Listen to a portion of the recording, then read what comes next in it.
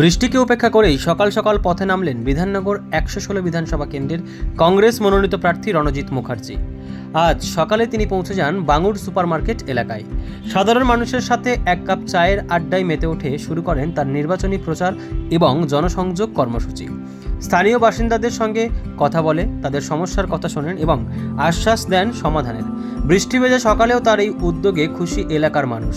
প্রার্থীর এই সরল ও মানুষের কাছে পৌঁছে যাওয়ার প্রচেষ্টা ইতিমধ্যেই নজর কেড়েছে রাজনৈতিক মহলে। বাঙুর থেকে শানু দাস ও সত্যদীপ সিং এর রিপোর্ট, জনতার কণ্ঠ। চোখ রাখে খবরে। 9টার সময় এসেছি, বৃষ্টি পড়ছিল, তবুও আমরা ঘুরেছি। আর যেটা নিয়ে আমি কথা বলতে শুরু করেছি যে আমাদের এই দিকে দক্ষিণ দমদম, অ্যাকচুয়ালি সল্লেকে দিয়েও বলতে পারেন যে গাড়ির যে জঞ্জাল এবং হকারের যে সমস্যা। একদিকে যদি দেখেন যে সেন্ট্রাল রোড, টেকটাউন, এই বাঙুর কালীগুলি গাড়ি রাখার জায়গা নেই।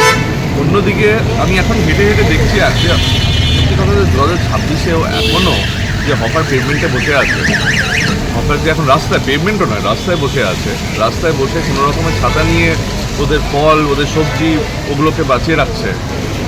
দুই দিকে সমস্যা এখানে। এক হচ্ছে যদি বসে থাকে রাস্তায় তাহলে পেডেস্ট্রিয়ান কী করে যাবে। দ্বিতীয় জিনিস হচ্ছে এত বছরে এটার সলিউশন কেন আমাদের এদেরকে একটা ভালো জায়গায় যেখানে রুফ আছে, যেখানে প্রপারলি মার্কেট করিয়ে জায়গা দেওয়া হয়নি, যাতে রেসিডেন্ট যারা আছে আর পেডেস্ট্রিয়ান যারা আছে এখানে তারা কমফোর্টেবলি হাঁটতে পারে।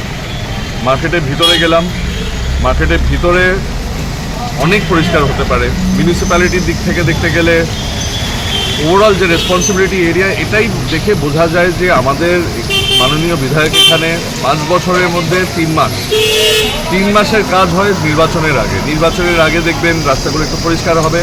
অ্যাকচুয়ালি যদি পারেন একটুখানি এবার দেখবেন এই বৃষ্টি যে পড়েছে, একটু সল্লেকের দিকে রাস্তাগুলো দেখুন।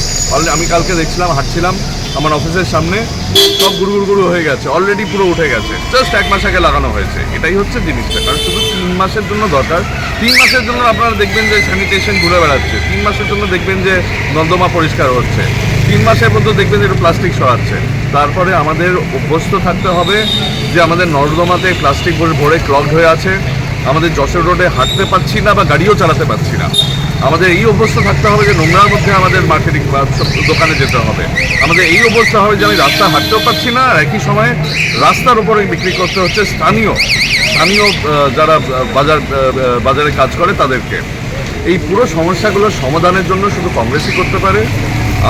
আমাকে বিধানসভায় যদি এখানকার দক্ষিণ দমদমের, বাঙুরের, সল্লেকের লোকেরা যদি পাঠায়, তাহলে আমি দেখব যে এই দক্ষিণ দমদম মিউনিসিপ্যালিটি আর বিধাননগর মিউনিসিপ্যাল কর্পোরেশন যেই ওয়ার্ডগুলো যেগুলো বিধাননগর বিধানসভায় পড়ে, তারা যেন এমন একটা শ্রেষ্ঠ জায়গায় যায় যে আমরা শুধু রাজ্যের ভিতরে নয় কিন্তু ন্যাশনালি সবাই এটাকে একটা এমন শহর নিয়ে কথা বলতে হয় যেরকমভাবে গুরগাঁও, মাইসোর, চেন্নাইকে নিয়ে কথা বলা হয়। স্যার, কেমন সারা পাচ্ছেন প্রচারে? সবাই খুব খুশি যাতে কংগ্রেস ক্যান্ডিডেট দেখে। অনেকে আরেকবার জিজ্ঞেস করছে কংগ্রেসের প্রার্থী, বাহ দারুণ। কারণ অ্যাক্টিভিস ছিল যে এর আগে যখনই আমরা অনেক বছর ধরে 20 বছর কংগ্রেস একলা লড়ে, তার জন্য আমরা একটা অ্যালায়েন্সে ছিলাম।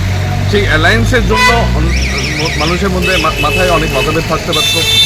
এখন মানুষ জানে যে কংগ্রেস 294 সিটে লড়ছে, পুরো স্টেটে লড়ছে। আমরা একটা অপশন বিধানসভায়, আমরা একটা অপশন সরকার করার জন্য লোকেরা একটা বিকল্প চায়। এই বাইনারি মডেল থেকে একটা বিকল্প চায়। এই যে বাইনারি মডেল, তৃণমূল আর বিজেপি, তৃণমূল চায় বিজেপি থাকুক অপোজিশনে, বিজেপি চায় তৃণমূল থাকুক শাসক দল। দুজনের পিছুল করছে। এই দুজনের পিছুল করা থেকে বেরিয়ে আসতে হবে। এই বেরিয়ে আসার জন্য এতদিন এই লাস্ট 5 বছর কিন্তু মানুষের কাছে কোনো থার্ড অল্টারনেটিভ পাচ্ছিল না। এই থার্ড অল্টারনেটিভ যখন কংগ্রেস 94 সিটসে দাঁড়িয়েছে, তখনই আমরা থার্ড অল্টারনেটিভ হয়ে দাঁড়াতে পেরেছি। এই যে আমরা দাঁড়াতে পেরেছি এজ এ থার্ড অল্টারনেটিভ, লোকেরা জিজ্ঞেস করছে, প্রশ্ন করছে, আমাদের ক্যান্ডিডেটের সাথে কথা বলছে, আমাদের যারা ব্লকের যারা আছে তাদের সাথে কথা বলছে এবং মাথায় মেকআপ করছে যে না, আমরা একটা বিকল্প চাই বাইনারি মডেল থেকে।